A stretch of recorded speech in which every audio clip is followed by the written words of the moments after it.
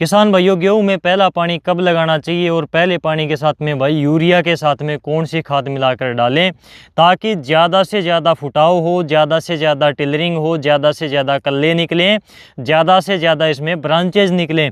तो इसके लिए कौन सी खाद हमें यूरिया के साथ में मिलाकर डालनी चाहिए, इन सभी सवालों का जवाब आपको इस वीडियो में क्लियर कट मिल जाएगा, कन्फर्म मिल जाएगा। और ज़्यादा लंबा हम इस वीडियो को नहीं खींचेंगे ताकि आपको कन्फ्यूजन ना हो। तो चलिए शुरू करते हैं। सबसे पहला पॉइंट आता है कि पहला पानी गेहूं में कितने दिन के बाद में लगाना चाहिए। तो आज ये हमारा गेहूं 20 दिन का हो गया। मैंने आपको सुबह लाइव वीडियो के अंदर भी बताया था फेसबुक के ऊपर कि अपना गेहूं जहां पर हमने 17 वैरायटियों के ट्रायल लगा रखे हैं, आज ये हमारा 20 दिन का हो गया। और 20 दिन के ऊपर 21 दिन के ऊपर गेहूं में हम पहला पानी लगाने की बात क्यों करते हैं, क्योंकि 21 दिन के आसपास या फिर यूँ कहें कि 18 दिन से लेकर बिजाई के 18 दिन से लेकर और 25 दिन के बीच में 21 दिन के आसपास क्राउन रूट निकलती हैं। तो ये क्राउन रूट्स क्या होती हैं आपको एक बार मैं दिखा देता हूँ। ये नई जड़ें जो निकल रही हैं, ये देखो भाई, ये इसमें नई जड़ निकली है और इन्हीं जड़ों को हम बोलते हैं क्राउन रूट्स, शिखर जड़ें। और इन नई जड़ों के द्वारा ये पौधा अब मिट्टी से पोषक तत्व उठाएगा। ये खाद हम डालेंगे मिट्टी के अंदर, वो सारे प्रकार की खाद अब आगे इन्हीं जड़ों के द्वारा पौधा लेगा। जितना भी पानी है, खाद है, पोषक तत्व है मिट्टी के अंदर, वो सभी इन्हीं जड़ों के द्वारा पौधे को मिलेंगे।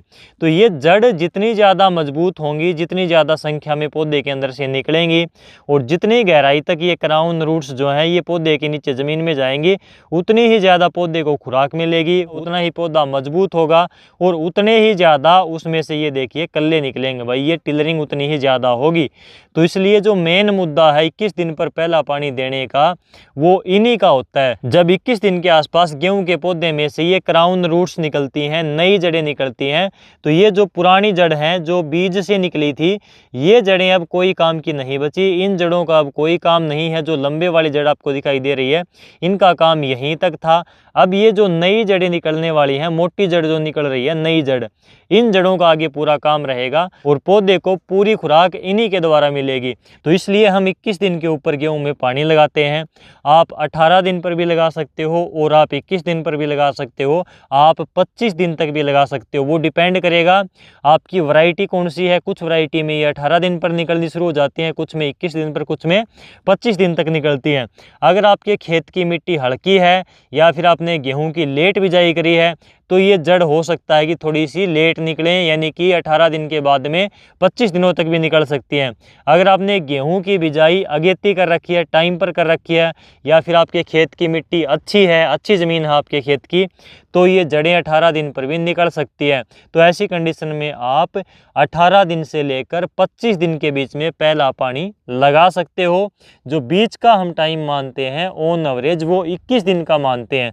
तो बिजाई करने के बाद में 21 दिन तक आपको पहला पानी गेहूं में लगा देना चाहिए। इसलिए हम बोलते हैं कि भाई पहला पानी आपको गेहूं में 21 दिन के आसपास लगा देना चाहिए।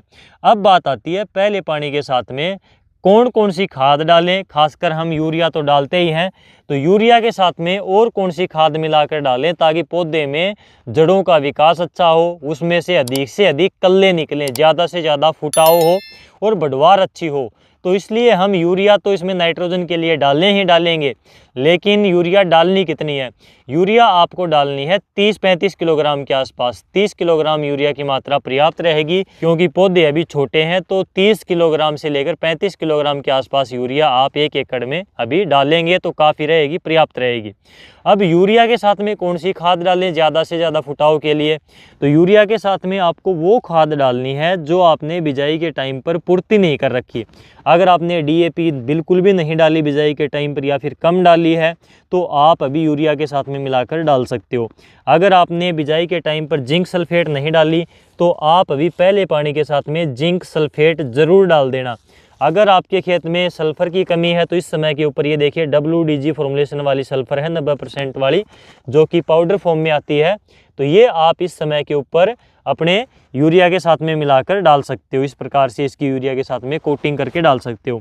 इनके साथ में आप डाल सकते हो कोई भी सीवीड एक्सट्रैक्ट वाला फर्टिलाइज़र, जैसे कि मैंने यहाँ पर ये देखिए, मैं आपको दिखा देता हूँ, ये देखिए सीवीड है, यानी कि जो सागरिका वगैरह के अंदर खाद आती है वो वाली सीवीड एक्सट्रैक्ट है, ये सीवीड खाद है। तो ये आप यूरिया के साथ में इस समय के ऊपर मिक्स करके भाई अपने गेहूं में पहले पानी के साथ में डाल सकते हो। इससे भी हमारे गेहूं के पौधे को काफ़ी पोषक तत्व मिल जाते हैं, तो ये आप डाल सकते हो। ये भी काफ़ी अच्छी चीज़ है ज़्यादा फुटाव के लिए, बढ़वार के लिए। इस समय के ऊपर सीवीड एक्सट्रैक्ट, सागरिका वगैरह आप इसमें इस समय पर डाल सकते हो। अगर आपको जिंक सल्फेट डालनी है तो जिंक आप डाल सकते हो इस समय पर 21% वाली या फिर 33% वाली, इनमें से कोई भी एक जिंक आप डाल सकते हो 5 से लेकर 7 किलोग्राम तक। अगर आप इस समय के ऊपर फास्फोरस वाली कोई भी खाद डाल रहे हो, जैसे कि यहाँ पर ये DAP है और NPK 12-32-16 आती है या फिर SSP आती है, तो इनमें फास्फोरस होती है। तो फास्फोरस वाली अगर कोई भी आप खाद इस समय पर डाल रहे हो तो आपको जिंक सल्फेट नहीं डालनी, इनमें विपरीत रिएक्शन होता है, ये काम नहीं करेंगी।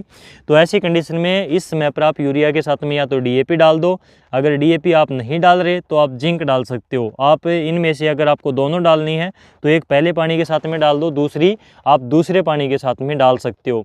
यूरिया के अलावा ये जितने भी खाद हैं ये आपको बेसल डोज में ही डालनी चाहिए, नीचे बिजाई के टाइम पर ही डालनी चाहिए, तब जाकर इनका 100% रिजल्ट आता है। यूरिया तो आप दूसरे पानी के साथ में भी डाल सकते हो बची हुई मात्रा, लेकिन DAP, सल्फर और जिंक सल्फेट की मात्रा आप पहले पानी के साथ में पूरी ज़रूर कर लें अगर आपको पूरा रिजल्ट लेना है इन खादों का। तो ये यहाँ पर आपके पास में मानकर चलो पूरा रिजल्ट लेने के लिए इन खादों का आपके पास में आखिरी मौका है, पहले पानी के साथ में इनकी पूर्ति आपको ज़रूर कर देनी है। तो इस प्रकार से ये खाद आप पहले पानी के साथ में डाल देना भाई, अधिक से अधिक फुटाव देखने को मिलेगा, अधिक से अधिक टिलरिंग होगी, अधिक से अधिक आपको कल्ले गेहूँ के अंदर देखने को मिलेंगे। तो ये खाद आपको डालनी चाहिए। अब काफ़ी किसान भाई माइकोराइजा के बारे में पूछते हैं, तो माइकोराइजा आपको यूरिया के साथ में मिलाकर नहीं डालना चाहिए। वो एक प्रकार की फंगस होती है, कीटाणु जीवाणु आप उनको समझ सकते हो। अगर आपने उनको केमिकल के साथ में मिलाकर डाल दिया तो उनका रिजल्ट नहीं आएगा, बिल्कुल ही कम रिजल्ट आएगा। तो आप उनको मिट्टी के साथ में मिलाकर माइकोराइजा को डाल सकते हो, गोबर की गली सड़ी खाद के साथ में, केचुआ खाद के साथ में आप माइकोराइजा को डाल सकते हो। या फिर अगर आप ये खाद इस समय पर डाल रहे हो तो आप माइकोराइजा दूसरे पानी के साथ में डाल देना। तो इस प्रकार से किसान भाइयों गेहूं में आप भी पहला पानी समय रहते ज़रूर लगाएं। अगर आपने पहला पानी लेट कर दिया तो उतना ही ज़्यादा आपके गेहूं में फुटाव कम होगा, इसमें से कल्ले कम निकलेंगे तो आपकी पैदावार कम हो जाएगी, गेहूं में पीलापन आ सकता है, बढ़वार डाउन हो सकती है। तो टाइम पर पानी लगाना है आपको। अगर आपने समय से पहले लगा दिया, अगर आपने 10-12 दिन के गेहूं में पानी लगा दिया तो गेहूं में पीलापन आ जाता है। तो इस चीज़ का ध्यान रखें, पानी आपको टाइम पर ही लगाना चाहिए बढ़िया पैदावार के लिए। एक सवाल ये आता है कि भाई खाद हम पानी से पहले डालें या फिर पानी लगाने के बाद में। अगर आप इस प्रकार से स्प्रिंकलर के द्वारा पानी लगाते हो, ट्यूबवेल से स्प्रिंकलर से सिंचाई करते हो, तो आपको पहले खाद बिखेर कर ऊपर से पानी चला देना है, बढ़िया काम करेगी। 100% रिजल्ट इसका तब आएगा जब ये घुलकर ज़मीन में चली जाएगी। अगर हाँ आप नहर का पानी लगाते हो, खुला पानी लगाते हो, तो एक क्यारी को पानी का भरकर जब हम दूसरी क्यारी में पानी को लेकर जाते हैं, दूसरी क्यारी में पानी खोलते हैं, तो आप पिछली क्यारी के अंदर खाद डालकर छोड़ सकते हो। पूरी क्यारी पानी की भरी है या फिर पानी आधा सूख गया नीचे, तो आप ऊपर से खाद डालकर उसमें छोड़ दो, वो पिघल कर पानी के साथ में चली जाएगी। ये बढ़िया तरीका है। अगर आपने पहले खाद डाल दी, ऊपर से पानी खोल दिया, तो जो स्टार्टिंग वाली खाद थी वो लास्ट में आ जाएगी, तो बराबर खाद काम नहीं करेगी। ये चीज़ ध्यान में रखना। स्प्रिंकलर से पानी दे रहे हो तो पहले खाद डाल दो, फिर पानी चला दो। गेहूं में पहले पानी के साथ में आपको एक बात का ध्यान और रखना चाहिए कि गेहूं में हम नहर का पानी अगर लगाते हैं, यानी कि खुला पानी लगा देते हैं, तो उसमें दिक्कत आती है कि जड़ों के ऊपर मिट्टी का दबाव बन जाता है और मिट्टी हो जाती है टाइट, जिसकी वजह से जड़ों के पास में ऑक्सीजन पर्याप्त मात्रा में नहीं पहुंच पाती। ये जो नई जड़ें निकलती हैं बिल्कुल कोमल जड़ें होती हैं, और इनको अगर मिट्टी नीचे से फोसरी मिल जाती है तो आसानी से नीचे तक बैठ जाती हैं। और अगर मिट्टी टाइट हो जाएगी, ऊपर से मिट्टी का दबाव बन जाएगा जड़ों के ऊपर, तो ये नीचे तक अपना फैलाव अच्छी प्रकार से नहीं कर पाएंगी, जिसकी वजह से भी गेहूं में कई बार हमें पीलापन देखने को मिल जाता है। गेहूं की बढ़वार जितनी उठनी चाहिए उतनी नहीं उठ पाती, जितनी ग्रोथ होनी चाहिए उतनी स्टार्टिंग में उतना बूस्ट नहीं लग पाता। तो इसके पीछे ये बहुत बड़ी वजह देखने को मिलती है, और इसकी वजह से कई बार गेहूं के अंदर भाई नीमाटोड की शिकायत भी देखने को मिलती है, जड़ों में गांठ हो जाती है। तो ये दिक्कत आती है। इसलिए कोशिश करा करो कि पहला पानी आप इस प्रकार से फव्वारा विधि से लगाना चाहिए आपको। इस प्रकार से अगर आप पहला पानी हल्का लगाते हो तो आपके गेहूं में ज़बरदस्त बढ़वार देखने को मिलेगी, ज़बरदस्त जड़ों का विकास होगा और ज़बरदस्त आपको कल्लों की संख्या इस प्रकार से देखने को मिलेगी। गेहूं में पीलापन नहीं आएगा।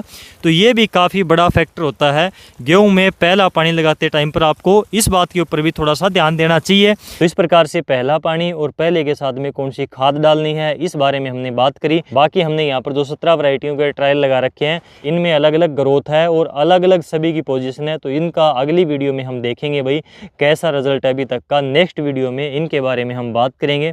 आज हम 20 दिन के ऊपर इनमें पहला पानी दे रहे हैं। तो फिलहाल यही अपडेट थी। इस वीडियो को भाई अधिक से अधिक किसानों तक शेयर करना ताकि ये अच्छी प्रैक्टिकल जानकारी सभी किसानों तक पहुंच सके। इस वीडियो में बस इतना ही। नमस्कार।